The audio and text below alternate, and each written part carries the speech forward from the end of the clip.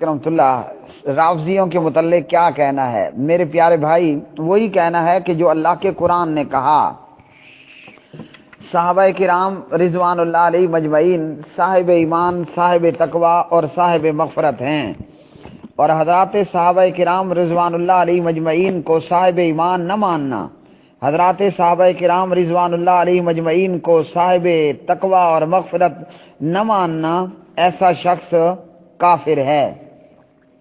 کیسے؟ اس کی مثال قرآن مجید فرقان حمید اللہ سبحانہ و تعالیٰ فرماتے ہیں، قرآن مجید کے اندر یہ سورہ الفتح ہے اور اس کی آیت مبارکہ ہے 229 آیت ہے محمد الرسول اللہ، یہ مکمل آیت۔ اسی طرح اللہ رب العالمین نے اس آیت مبارکہ کے اندر ارشاد فرمایا، ذالک مثلہم فی التوراۃ ومثلہم فی الانجیل کزرع اخرج شطأہ فآزرہ فاستغلظ فاستوى علی سوقہ یعجب الزراع لیغیظ بہم الکفار۔ فرمایا اللہ رب العالمین نے کہ ان کی یہ صفت تورات میں اور انجیل میں ہے، اور اسی طرح فرمایا ان کی صفت اس کھیتی کے مانند ہے جس نے اپنی کوپل نکالی، پھر اسے مضبوط کیا اور وہ موٹا ہو گیا، یعنی پودا ہو گیا، پھر اپنے تنے پر سیدھا کھڑا ہو گیا، کسانوں کو خوش کرتا ہے۔ اب یہ کیا ہے؟ فرمایا تاکہ ان کی وجہ سے، یعنی ان صحابہ کی وجہ سے کفار کو خوب غصہ دلائے وغیرہ۔ تو یہ ہے صحابہ کرام رضوان اللہ علیہ مجمعین کی مثال، کہ ابتدا کے اندر وہ تھوڑے تھے، پھر زیادہ ہوئے، مضبوط ہوئے، جیسا کہ ابتداً کھیتی کمزور ہوتی ہے، پھر دن بدن وہ مضبوط سے مضبوط تر ہوتی جاتی ہے۔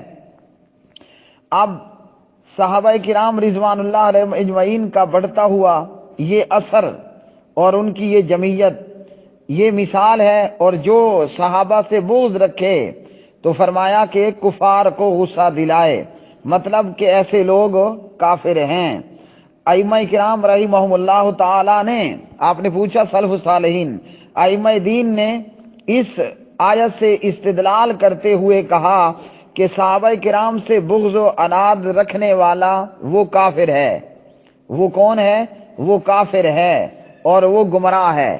اور استاد محترم فضیلت الشیخ ابو الحسن مبشر مفتی مبشر احمد ربانی حافظہ اللہ اپنے ایک ویڈیو بیان میں فرماتے ہیں، جو میری فیس بک پر آج کل میں موجود ہے، امام ابو زرع رازی رحمہ اللہ بہت بڑے امام تھے، اور کتنے بڑے امام تھے۔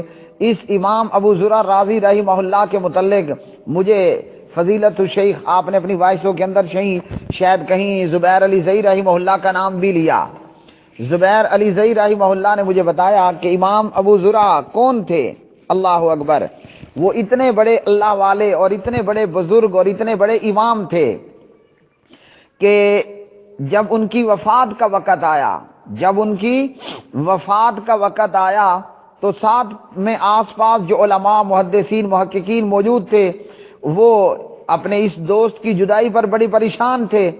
تو کسی نے کہا کہ ان کو لا الہ الا اللہ کی تلقین کریں، اور اس کا طریقہ انہوں نے یہ کیا کہ انہوں نے کہا کہ وہ حدیث بمائے سند پڑھنا شروع کر دیتے ہیں جس میں ہے کہ جس کا آخری کلام لا الہ الا اللہ ہوا، داخل الجنہ، وہ جنت میں داخل ہو گیا۔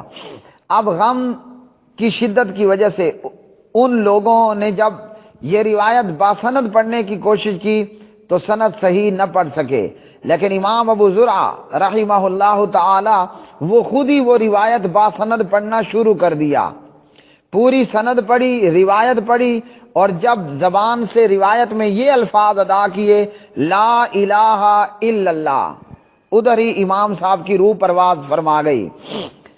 ابو الحسن مفتی مبشر احمد ربانی حافظہ اللہ فرماتے ہیں، یہ بیان میری فیس بک پر موجود ہے، امام ابو زرع رازی رحمہ اللہ نے فرمایا جو صحابہ کرام کو طعن و تشنیع کرے وہ زندیق ہے۔ اور ائمہ دین نے سورہ الفتح کی اس آیت سے کیا استدلال کیا کہ صحابہ کرام رضوان اللہ علیہ مجمعین سے بغض و عناد رکھنے والا کافر ہے۔ کون ہے؟ کافر ہے. تو کیا بغض و اناد رکھنے والا اور جو نعوذ باللہ ابو بکر رضی اللہ عنہ کو غاصب کہے، نعوذ باللہ حضرت ابو بکر رضی اللہ تعالی عنہ کو نعوذ باللہ بے ایمان کہے، وہ کتنا بڑا کافر ہوگا. آئیے صحیح مسلم سنتے ہیں. صحیح مسلم میں جو بندہ کسی کو کافر کہتا ہے، اب ایک یہ ہے کہ کوئی مجھے کافر کہہ دے، ایک یہ ہے کہ کوئی آپ کو کافر کہہ دے، ایک ادنا مسلمان کو بھی اگر کوئی کافر کہہ دے، کوئی کسی کو کافر کہتا ہے، اور اگر آپ اور میں کافر نہ ہوئے تو کہنے والا کون ہوگا؟ پکا کافر ہوگا.